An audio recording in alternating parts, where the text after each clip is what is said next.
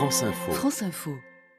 Pour son séjour d'études à l'étranger, Paul voulait partir dans un pays anglophone, mais il connaissait déjà la Grande-Bretagne, alors il a choisi l'Irlande. Là-bas, il a étudié dans une école spécialisée dans l'accueil des étudiants étrangers. Au programme, des cours de finance, d'économie, de sociologie, de marketing, mais aussi la découverte de l'autre langue officielle du pays avec l'anglais, l'irlandais, une langue celte pas évidente. C'est très compliqué parce que ça s'écrit pas comme ça se prononce. Donc c'est plutôt difficile. Déjà le directeur, parce que c'est le directeur de l'école qui nous faisait ces cours-là, était très content quand on lui dit bonjour le matin en irlandais. Il trouvait que c'était déjà un bel effort.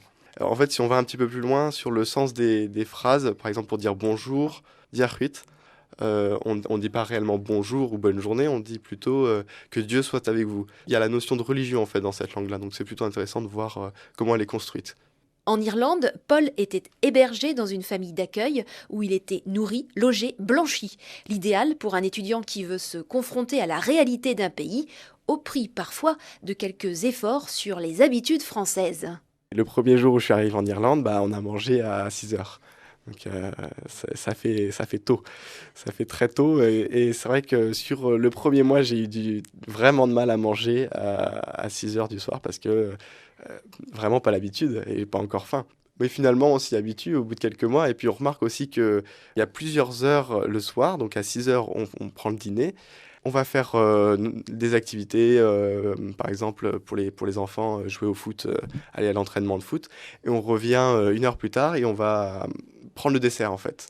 C'est plutôt agréable parce qu'il y a une heure en fait entre les deux repas qui sont un peu privilégiés pour la vie de famille.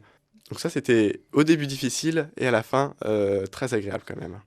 Être hébergé dans une famille d'accueil pendant son séjour à l'étranger, c'est un choix peu courant. La plupart des étudiants optent plutôt pour la colocation, loin des adultes, mais Paul, lui, a adoré la formule. Parce qu'il y a cette notion d'échange, puis discuter le soir avec quelqu'un qui connaît les particularités du pays, où est-ce qu'on peut sortir le soir, quels sont les coins sympas à visiter en Irlande, que ce soit à Dublin ou partout ailleurs. Et vraiment, quand il y a des personnes qui ont des coups de blues, c'est agréable d'avoir quelqu'un qui s'y connaît. Donc moi, je conseillerais la famille d'accueil, oui.